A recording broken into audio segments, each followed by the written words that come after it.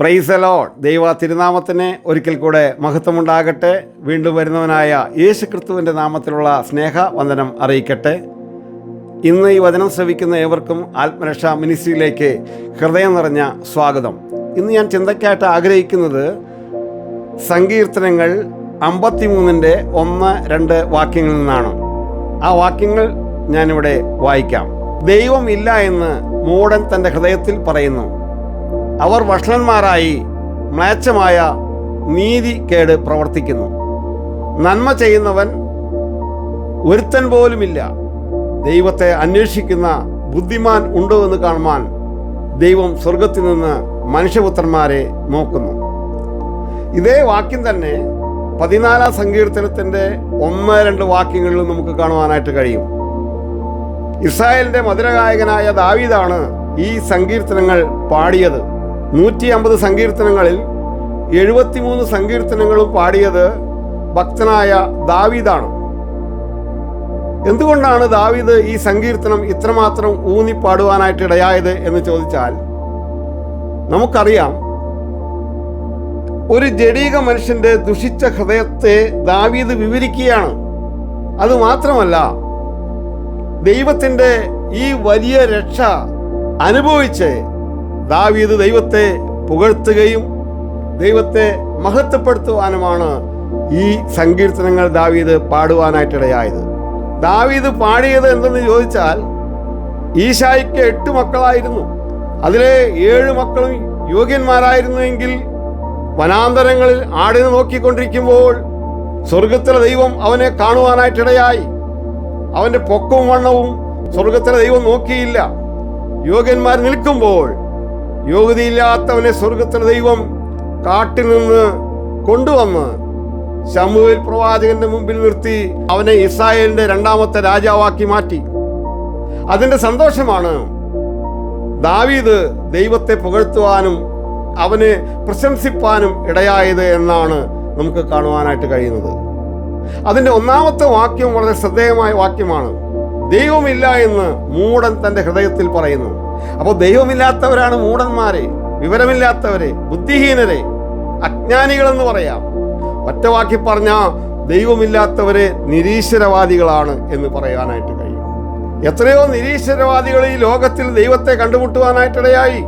കേരളത്തിൽ എടുത്തു നോക്കുമ്പോൾ പി.ജെ. ആന്റണി, വള്ളത്തൂവൽ സ്റ്റീഫൻ, മാത്രമല്ല റെന്നി ജോർജ് എന്ന് പറയുന്ന മദ്രാസിലെ മോൻ, എത്രയോ പേര് ഈ സ്വർഗത്തിലെ ദൈവത്തെ കണ്ടുമുട്ടുവാനായിട്ടിടയായി. ദൈവത്തിൻ്റെ പേരിൽ ജ്ഞാനികളായിട്ട് മാറി. അപ്പോൾ ദൈവത്തെ കണ്ടുമുട്ടുന്നവരാണ് യഥാർത്ഥ ജ്ഞാനികൾ. അല്ലാത്തവരൊക്കെ അജ്ഞാനികളാണ്, മൂഢന്മാരാണ്. ഈ ദൈവത്തെ കണ്ടുമുട്ടുന്ന ദൈവത്തിൻ്റെ പേരിൽ ദൈവത്തെ അന്വേഷിക്കുന്നവനാണ് ബുദ്ധിമാൻ. അവരുടെ ലിസ്റ്റാണ് ബുദ്ധിമാൻ. ഒരു നിരീശ്വരവാദി ദൈവത്തിൻ്റെ പ്രകൃതിയുടെ മനോഹരത കാണുവാനായിട്ട് തൻ്റെ സ്വന്തം വാഹനമെടുത്ത് ഒരു ഉയർന്ന മലമുകളിലേക്ക് കടന്നുപോയി. അവിടെ കടന്നുപോയിട്ട് ഇങ്ങനെ പ്രകൃതിയുടെ മനോഹരത അത് വീഡിയോയിൽ പകർത്തിക്കൊണ്ടിരിക്കുമ്പോൾ അവൻ കാൽ തന്നെ അത് കൊക്കയിലേക്ക് പോയി. എത്രയോ അടി താഴെയുള്ള കൊക്കയാണെന്നറിയോ? ഏകദേശം പകുതിയിലെത്തിയപ്പോൾ അവന് ഒരു വേര് പിടുത്തം കിട്ടി, അല്ലെങ്കിൽ ഒരു കൊമ്പ് പിടുത്തം കിട്ടി. ആ കൊമ്പിന്മേൽ അവൻ തൂങ്ങിക്കിടക്കുന്നൊരു കാഴ്ച കാണുവാനായിട്ട് കഴിയും. ആ സമയത്ത് അവൻ്റെ കൈ കുഴഞ്ഞ സാഹചര്യത്തിലെ ശാന്തമായ അന്തരീക്ഷത്തിൽ ഒരു ശബ്ദം കേട്ടു അവൻ്റെ ചെവിയിൽ കൂടെ, കാതിൽ കൂടെ. അതെന്താണെന്നറിയോ? നീ ഈ പിടിച്ച കൊമ്പ് വിടുകയാണെങ്കിൽ, ഈ പിടിച്ച വേര് വിടുകയാണെങ്കിൽ, എൻ്റെ ആണിപ്പഴുതുള്ള കരം കൊണ്ട് ഞാൻ നിന്നെ താങ്ങാം, രക്ഷിക്കാമെന്ന് അവന് ഉറപ്പ് പറയാനായിട്ടിടയായി. നിരീശ്വരവാദിയല്ലേ? എവിടെ വിടാനാ കൊമ്പ്?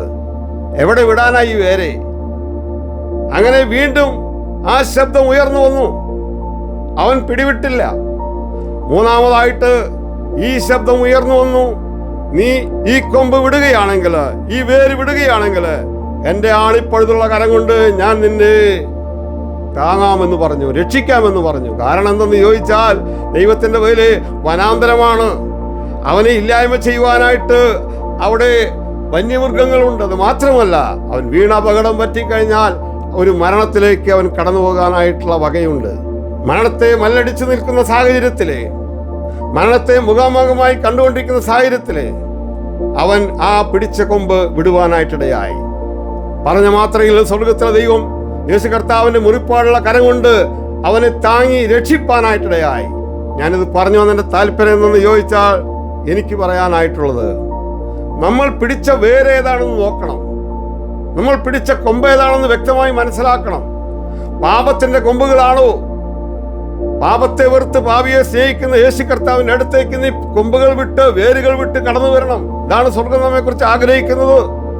പലരും മദ്യത്തിനും മയക്കുമരുന്നുകളും അടിമകളായിട്ട് ജീവിച്ചുകൊണ്ടിരിക്കുമ്പോൾ, പലരും സമ്പത്തിൽ മാത്രം ആശ്രയിച്ച് ജീവിച്ചുകൊണ്ടിരിക്കുമ്പോൾ അത് പാപമാണ്. ഏതെല്ലാം വിധത്തിലുള്ള പാപങ്ങളുണ്ട് ദൈവത്തിന്റെ പേരില്, മക്കളോടുള്ള പാപങ്ങൾ, അതുപോലെ ഏതെല്ലാം വിധത്തിലുള്ള പാപങ്ങൾ, യൂട്യൂബിൽ കൂടെയുള്ള പാപങ്ങൾ, ഏതെല്ലാം പാപങ്ങളാണ് മനുഷ്യൻ ഇന്ന് ചെയ്തുകൊണ്ടിരിക്കുന്നതെന്ന് പറഞ്ഞാൽ തീരാത്ത പാപങ്ങളാണ്. എന്നാൽ നിന്നെ സ്നേഹിക്കുന്ന ഒരു സ്വർഗത്തിലെ ദൈവമുണ്ട്. എത്ര തന്നെ ദൈവത്തിന്റെ പേര് നീ ദൈവമില്ല എന്ന് പറഞ്ഞാലും, യേശു കർത്താവിനെ രക്ഷിതാവും കർത്താവായി സ്വീകരിച്ചില്ല എങ്കിലും എനിക്ക് പറയാനായിട്ടുള്ളത്, രക്ഷിക്കുന്ന കരം ഇന്നും കുറുകിപ്പോയിട്ടില്ല. ക്രിസ്തുവിന് 750 വർഷം മുമ്പ് യെശയ്യാപ്രവചനം 59 അധ്യായത്തിന്റെ 1-2 വാക്യം ഇപ്രകാരം പറയുന്നു: രക്ഷിപ്പാൻ കഴിയാത്തവണ്ണം ദൈവത്തിന്റെ കൈ കുറുകിപ്പോയിട്ടില്ല, കേൾക്കാൻ കഴിയാത്തവണ്ണം അവന്റെ ചെവി മന്ദമായി പോയിട്ടില്ല. അത് നമ്മുടെ അകൃത്യങ്ങൾ അത്രേ ദൈവത്തെയും മനുഷ്യരെയും തമ്മിൽ വേർപിരിച്ചിരിക്കുന്നത്. നമ്മുടെ പാവങ്ങൾ അത്രേ ദൈവത്തിന്റെ മുഖത്ത് നിന്ന് മറച്ചിരിക്കുന്നത്. ഇന്ന് ഈ വചനം കേട്ടുകൊണ്ടിരിക്കുമ്പോൾ യേശു കർത്താവിന്റെ രക്ഷിക്കുന്ന കരത്തിലേക്ക് ഏൽപ്പിച്ചു കൊടുക്കാൻ തയ്യാറുണ്ട് ദൈവത്തിലെ. എന്നാൽ അവന്റെ മുറിപ്പാടുള്ള കരം കൊണ്ട് അവൻ നിന്നെ രക്ഷിപ്പാനായിട്ടിടയാകും. യെശയ്യാപ്രവചനം 1:18 വാക്യം ഇപ്രകാരം പറയുന്നു: വരുവിൻ, നമുക്ക് തമ്മിൽ വാദിക്കാം. ഒരു ചലഞ്ച് ചെയ്യുക സ്വർഗത്തിലെയോ മനുഷ്യരോട്. എന്താ ചലഞ്ച് ചെയ്തത്? നിന്റെ പാപങ്ങൾ കടുംചുമപ്പായിരുന്നാലും ഞാൻ ഹിമം പോലെ വെളുപ്പിച്ചു തരും. നിന്റെ പാപങ്ങൾ രക്താംബരം പോലെ ചുമപ്പായിരുന്നാലും ഞാൻ പഞ്ഞി പോലെ വെളുപ്പിച്ചു തരും. ഏൽപ്പിച്ചു കൊടുക്കാൻ തയ്യാറുണ്ട് ദൈവത്തിന്റെ പേരില്. അത് 2000 വർഷം മുമ്പ് അത് കാൽവറി ക്രൂശിൽ നിവൃത്തിയായത് എന്ന് നമുക്കറിയാനായിട്ട് കഴിയും. യേശു ക്രിസ്തുവിന്റെ രക്തം ചൊരിഞ്ഞു. എന്തിനു വേണ്ടി? യേശു ക്രിസ്തുവിന്റെ രക്തം സകല പാപം പോക്കി നമ്മെ ശുദ്ധീകരിക്കുന്ന രക്തമാണ് എന്ന് മറന്നു പോകണ്ട. എത്രയോ പേർ യേശു കർത്താവിന്റെ അടുത്തേക്ക് പാപങ്ങൾ ഏറ്റുപറഞ്ഞ് കരഞ്ഞു വന്നതായിട്ട് വേദപുസ്തകത്തിൽ നമുക്ക് തെളിവായിട്ട് കാണുവാനായിട്ട് കഴിയും. 30 വർഷം മുമ്പ് ഞാൻ യേശു കർത്താവിന്റെ രക്ഷിതാവും കർത്താവായി സ്വീകരിച്ചത്. എൻ്റെ പാപങ്ങളെല്ലാം യേശു കർത്താവിനോട് ഏറ്റുപറഞ്ഞതിന് ശേഷമാണ് ദൈവത്തിന്റെ പേര് യേശുവിനെ രക്ഷിതാവും കർത്താവുമായി ഞാൻ സ്വീകരിച്ചത്. യേശു കർത്താവിലേക്ക് മടങ്ങി വരുവാനായിട്ട് സ്വർഗം നമ്മെക്കുറിച്ച് ആഗ്രഹിക്കുകയാണ്.